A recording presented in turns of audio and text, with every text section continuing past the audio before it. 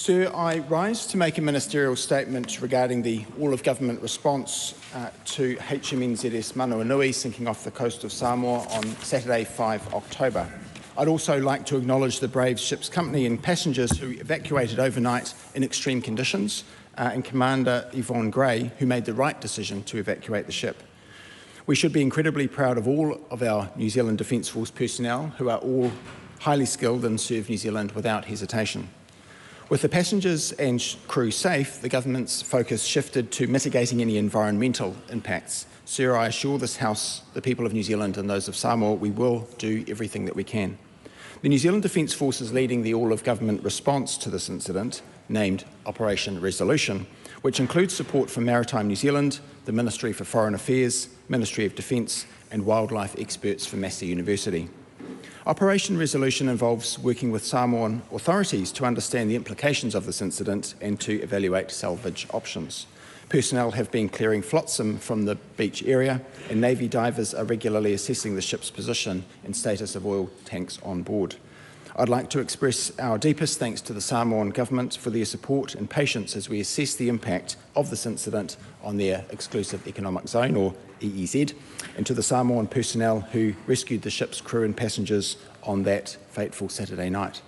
Sir, we are also grateful for the support provided by His Majesty's ship Tamar of the Royal Navy and other partners.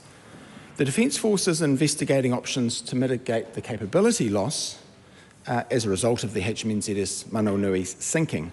The Navy still has diving and survey capabilities that operate independently of Manawanui and are therefore still available and deployable. Further considerations, including as part of the upcoming Defence Capability Plan, will provide options for broader and longer-term solutions. On Thursday, 10 October, Chief of Navy Rear Admiral Garen Golding announced the details of the New Zealand Defence Force's Court of Inquiry into the matter. This inquiry will collect and record evidence and report on the sequence of events leading up to the loss of the ship, the cause of the grounding, the subsequent sinking, and details on notification procedures, along with injuries sustained and, of course, any environmental damage. We do know that there will be many questions, but the appropriate process does need to play out through the Court of Inquiry, which is being conducted strictly in accordance with the Armed Force Discipline Act. The government recognises the high level of public interest in the matter and will continue to keep the New Zealand public informed as new information comes to light, subject to privacy, national security and commercial sensitivity concerns. It is important, sir, that we do not rush to speculate on what happened and also to allow the Court of Inquiry process to play out. While we do not yet know what caused this terrible incident, I do wish to echo the sentiments of Minister of Defence Judith Collins that we do know that the ship's captain's gender had no role to play in the incident. Sir, our personnel are highly skilled, and it is a testament to their courage, comradeship and commitment that the evacuation of HMNZS Manawanui was carried out safely, that is, with no loss of life. The government will continue to do everything that we can to continue to mitigate the impact of this incident on Samoa and the wider Pacific. Mr. Speaker. The Honourable Penny Henare. Thank you, Mr. Speaker. On behalf of the Labour Party, I acknowledge the tragic event of the sinking of the HMNZS Manawanui.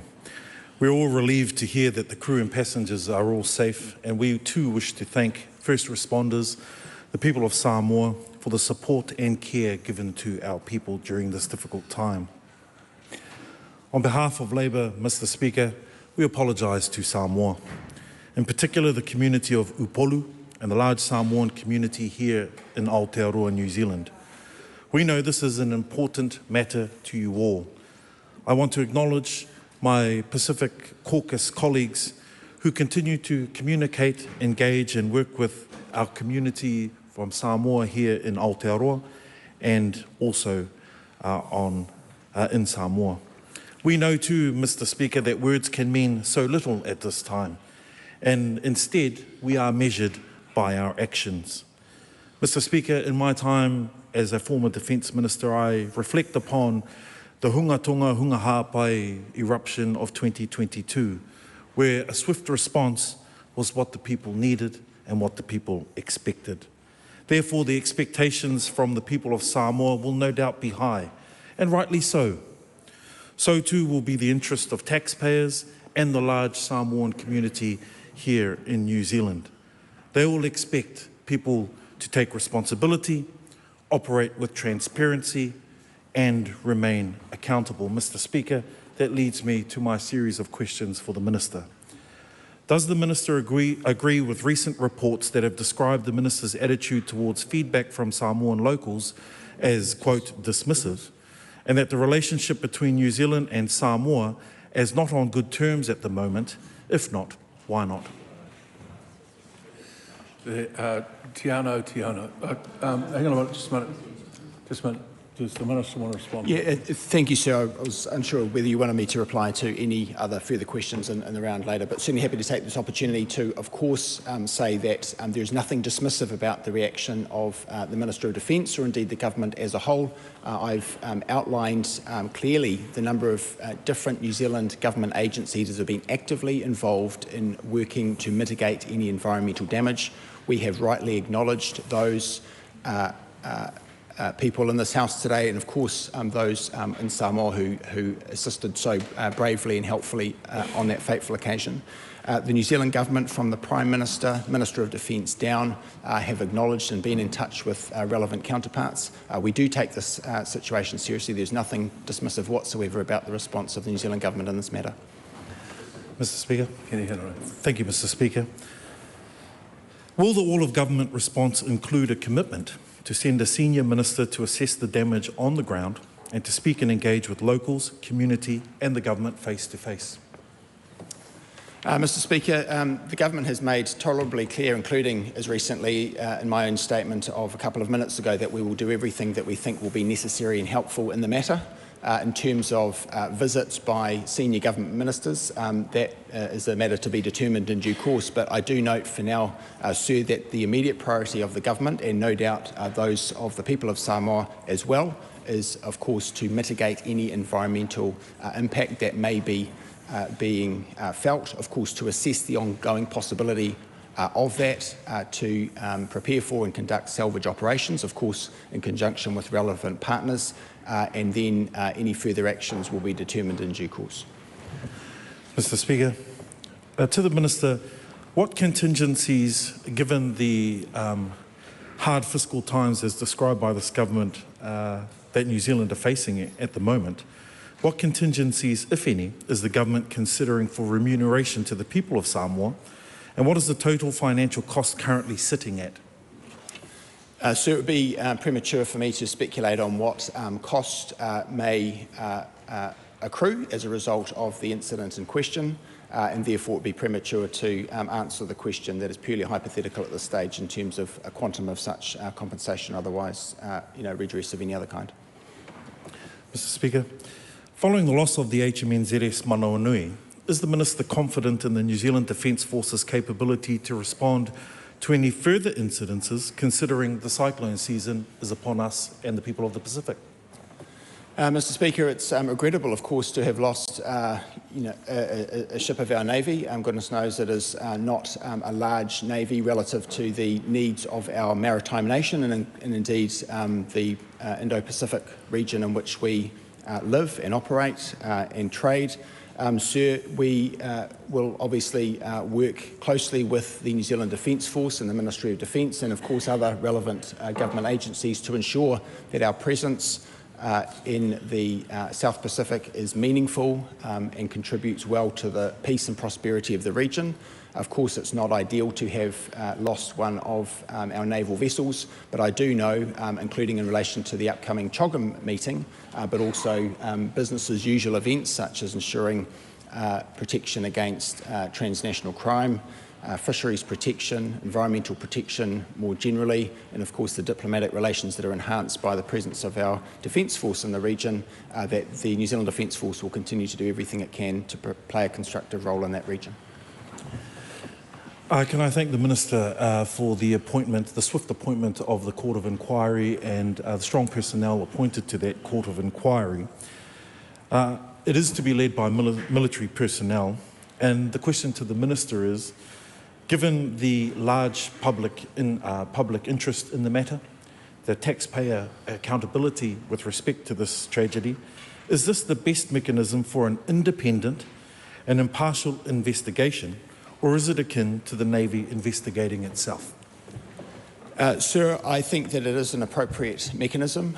There is a measure of independence in the appointment of a senior officer of the Royal Australian Navy of great repute and experience and qualification.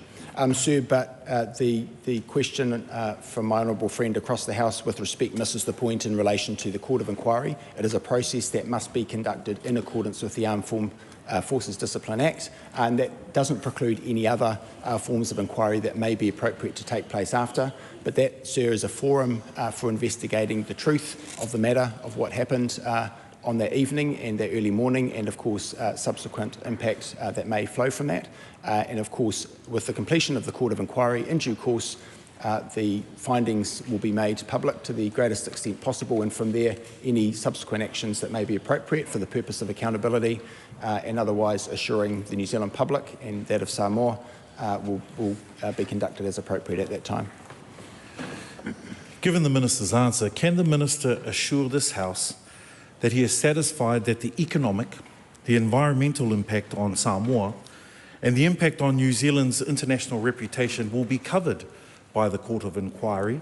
And given the Minister's response to my previous question, will this government consider another inquiry running parallel that is far more public, transparent and accountable? Sir, I don't think it would be helpful for me to speculate on the possibility of parallel or additional inquiries until such time as we have a clearer idea of what has happened in the first instance, what continues to be possible in relation to possible environmental impacts. So that's not a commitment that I would make at this stage or be in a position to be able to make at this point, sir. To the Minister, there have been mixed reports regarding the impact on the environment, from social media reports to standard media reports out of Samoa. With respect to the environment, can the Minister confirm how much oil has been leaked? What engagement with locals has the government or defence conducted to confirm the damage caused to the beach, to fishing and to the livelihood of locals in Samoa? Sir, in my statement I outlined the considerable efforts that have been made by the New Zealand Government, including significantly along with partners of Samoa, including government agencies but also environmental experts of both of those respective nations, to quantify the extent of any environmental damage, including the quantum of any oil of any type that may have flowed from HMNZS Manawanui in terms of where she currently sits. Sir, it's difficult to reconcile the differing accounts in this fast-moving situation, but we are endeavouring in good faith to understand the situation as accurately as we can, including to the extent that that may change with meteorological and other conditions over a period of time until such time as the salvage is able to take place.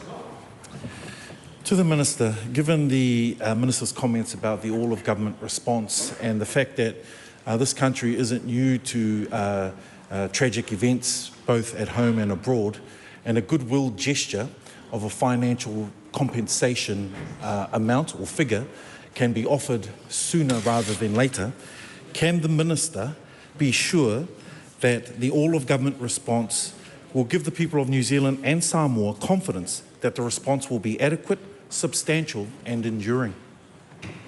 Sir, I reiterate the commitment.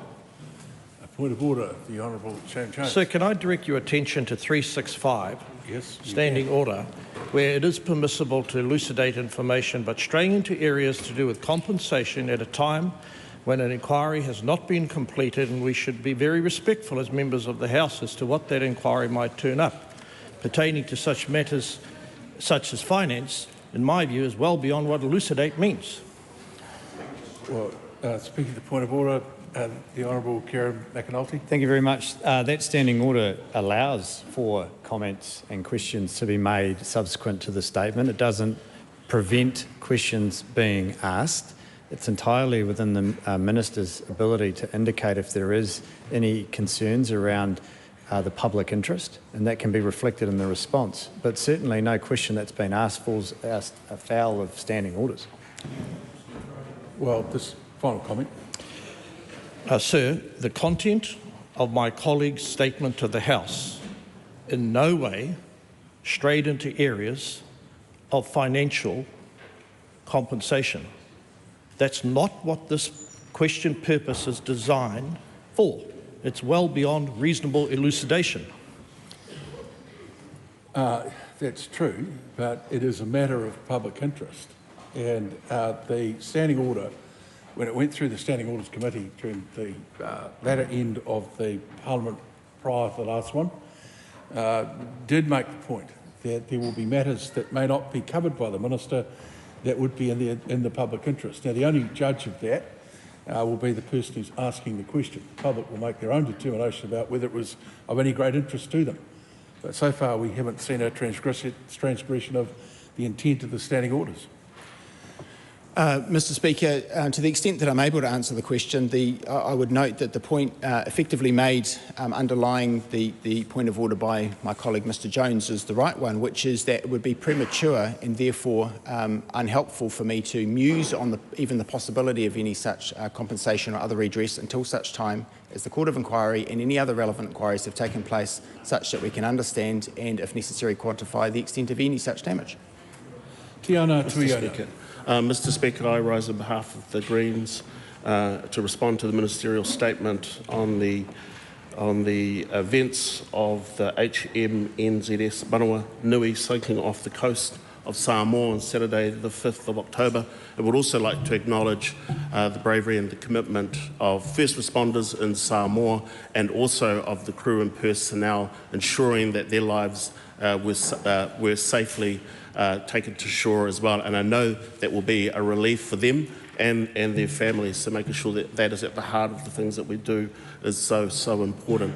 I also want to support the comments of my whanaunga, the Honourable Penny Henare, in apologising to Samoa, but also underscoring that the importance of that relationship with Samoa. We have a treaty of friendship with Samoa, our Samoan communities, part of the important social fabric of Aotearoa, New Zealand. And so any inquiry, particularly this Court of Inquiry, must put at the heart of that the importance of that relationship.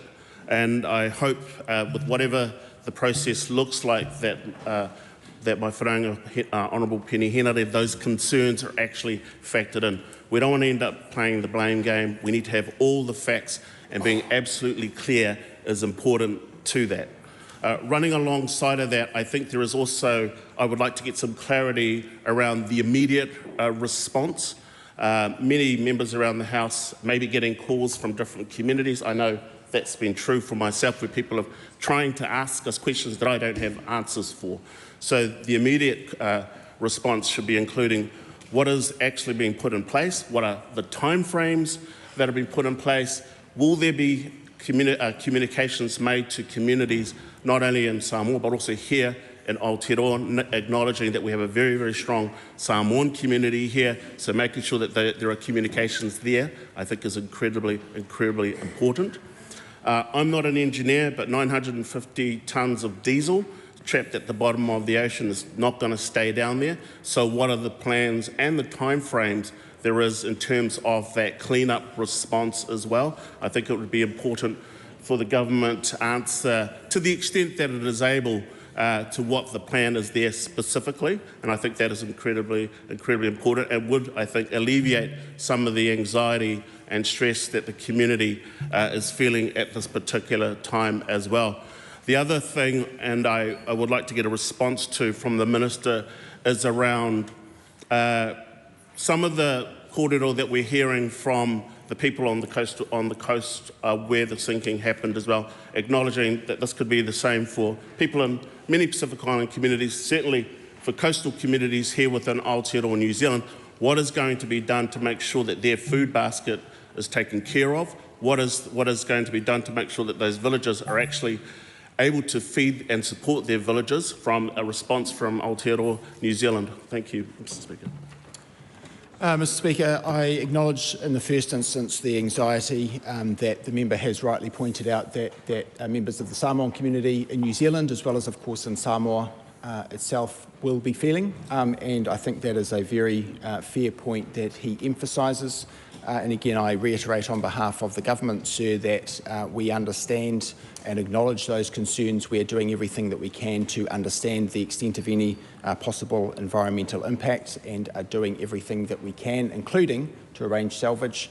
And to the member's point around the fuel not being able to remain in place in 35 metres or some other depth of water, of course that is correct, and that is precisely why we are moving at pace to arrange a salvage of the vessel. Of course, I cannot commit to a particular time frame for that, except to make the obvious point that it will take place as soon as it safely is able to do so.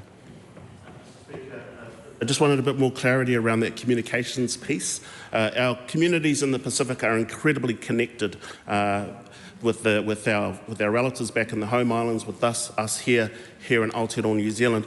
Can there be a commitment from the government to use Pacific Media Network, for example, Radio Samoa, Tangata Pacifica, to actually get those clear communications to the Samoan community here within Aotearoa, New Zealand? And of course, many of those that are broadcasted from here originally in Aotearoa also go out to the islands. Can we have that kind of commitment?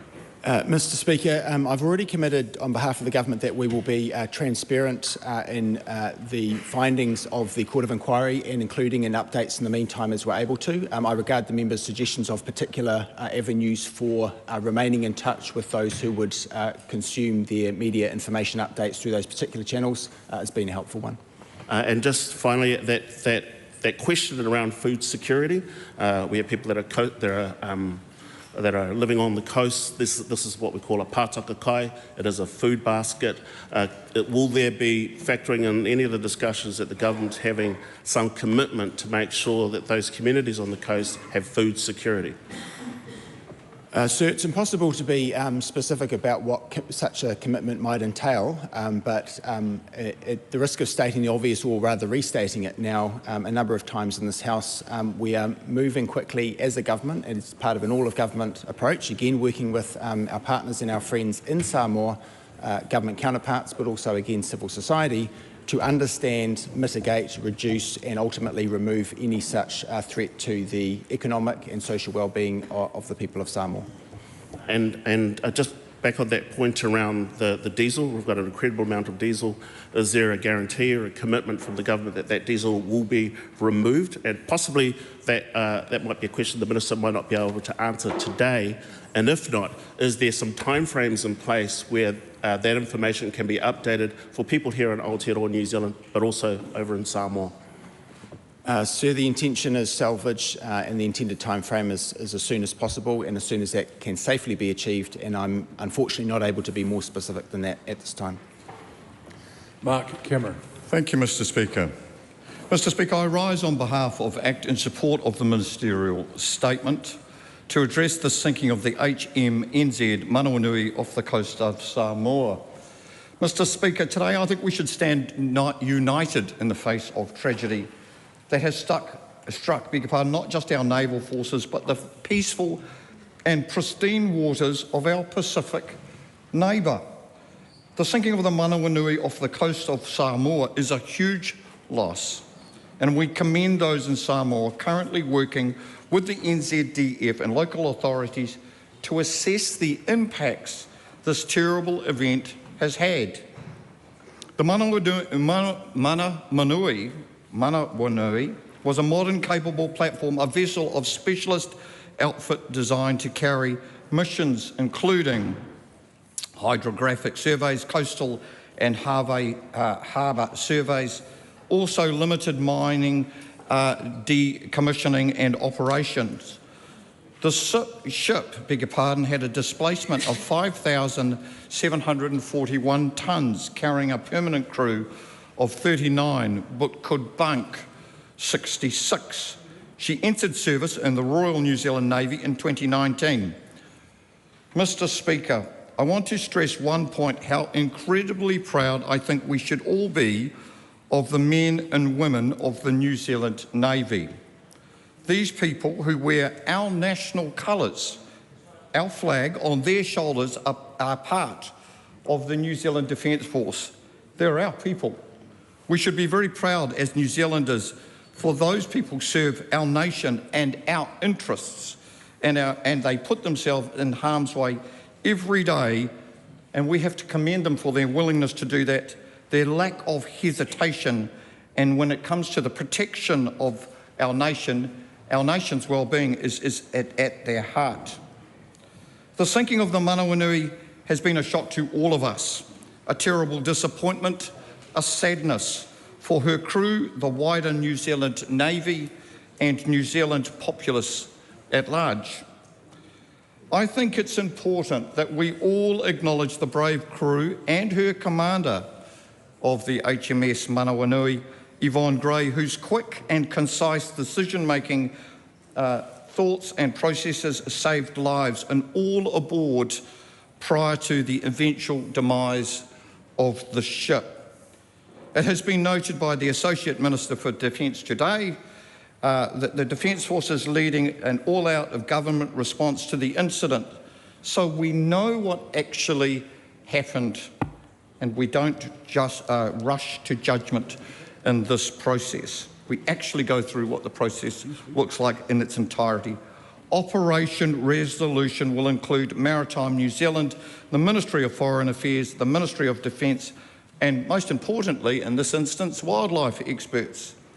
The operation will include working with the Samoan authorities, tantamount to a good outcome. The environmental implications are vast.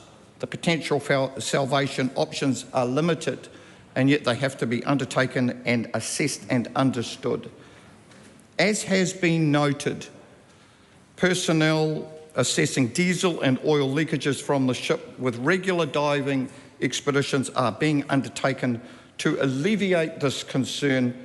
This is a core part of their work.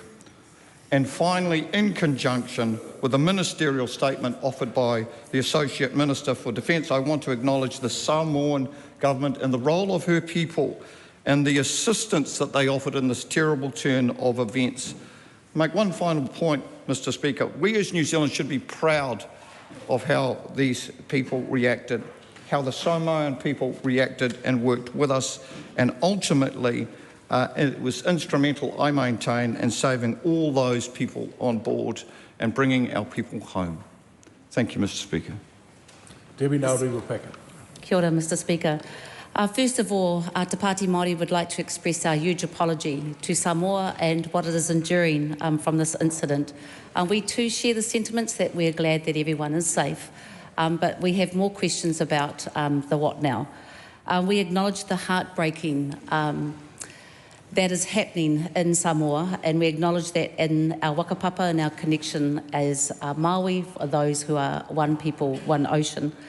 My questions to the Minister, does the government know how much has been spent from rescuing and resourcing from the Samoan end, and what has been put into the cleanup?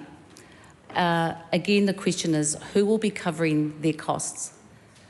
My other question, and I've got a few, so the Minister may want to take the opportunity to answer if he can, does the government know how many whānau and fishermen are affected by the loss of income, livelihood, and who is currently covering their loss of livelihood? Does the government know if locals are not allowed to eat their fish, what is the alternative source of protein? And who is covering the cost of an alternative source of kai? My other question is, this is no doubt an environmental disaster for the Samoan community. Who will be monitoring the marine damage? When will the government know the full extent of the environmental impact? What action so far has been followed? Is there currently a contingency plan or policy that has been followed in lieu of these types of events? And can the government tell us and assure us if there are these types of disasters in our oceans, in Samoan oceans or other oceans, what is the contingency plan for cleanup? What is the amount of budget put aside for that? Are we equipped as a nation to be covering up the degree of activity that has been proposed in the oceans from our naval forces and anyone else? Does the Minister know the full impact on the well-being, the social well-being of the community? And if it does, what is being done currently to ease the well-being, the mental stress and lack of certainty of the future of a community that is very reliant on its marine life, on its fishing sector? Will there be an independent inquiry, specifically an independent international inquiry? And if not, why not? And I guess the other question that we have in reflection is that the communications that we've had as a party is that we took too long. And I don't know how long is long or long, short, or how we actually are meant to react in these situations, because I'm not quite sure what blueprint or template's being followed right now. But if the locals believe we took too long, what is the Minister's understanding of if we did, why we did, and what we can learn from this in the future? Mr Speaker, a large number of questions, and I'm grateful to the member for raising them. To the extent that many are hypothetical in nature, I'm unable to answer those today. I suppose to make the obvious point around the time frames and even the quantum of any damage. At the moment, sir, we've been relatively lucky, and I emphasise relatively, in terms of some of the environmental conditions and the fate of the fuel that is currently, by and large, remaining within the vessel, HMNZS Manawanui. It's difficult to know, of course, what the future may bring in the immediate future, medium term or long term for that matter, but by making every effort to mitigate any damage should it become apparent, and of course to remove the source of any possible further cause for concern, being the vessel itself, but of course more particularly the oil stored within her. That is everything that the New Zealand government can do and is doing responsibly in this space at the moment. The member is right to allude to the fact that there will inevitably be lessons that can be learned. The Navy, the Defence Force, the Government of New Zealand as a whole are committed to learning those lessons, and again, at the risk of stating the obvious, the point of learning those lessons should be to reduce the possibility that such an incident may occur again in the future. Sir, I'm grateful to all the members who have spoken in this House, expressing their concern, their interest in the matter. I'm grateful for the questions and the comments that they've made. Please know that, as I made clear in the statement itself, that we will continue to keep all informed, both within New Zealand and Samoa, including through any appropriate channels that are available at that end. And in the meantime, sir, I'm, on behalf of the government, and perhaps I may venture on the House, on behalf of the House, we would wish all the very best to those who are working so hard to deal with a difficult situation. We are doing and we will do everything within our power to make it right. To the Speaker. Thank you. Can I ask the Government, the Minister, currently what aid is being provided for the various communities? What government capacity is currently based in Samoa, specifically appointed to assist through this heartbreaking event? And specifically, I want to pick up on what the Green Party, Te Pāti Kakariki, said, is what is the communication plan in going forward? How is the government committing to not only look after the relationships in a diplomatic sense with Samoa, who I can only imagine are extremely upset and broken with what they're having to deal with, but what communication plan at a grassroots level for those communities that are having to completely see their day-to-day lives destroyed, is the government committing to? What will that look like in a sense that we have digital equity issues, in a sense that we need to be kanuhi kitea, seen on the ground? And most particularly, what is the current state of the relationships? And again, aside from diplomacy and diplomatic relationships, what is the ground-to-ground relationships looking like from the government's perspective? Sir, it seems to me that the relationship between the people of New Zealand and Samoa is strong as ever. Obviously, we are doing everything in our power, both in a diplomatic sense but also in a people-to-people sense, to strengthen that further and to work closely with the people of that land to ensure that any possible damage as a result of this incident be mitigated and then ultimately reduced. In relation to her question around communications, I simply refer the member to my answer to her Green Party colleague. And in relation to government agencies involved in this work, I refer the member to the comments I made in the statement itself along those lines. Is that the Minister's concluding statement? Thank you. The House now comes to questions for oral answer. The first in the name of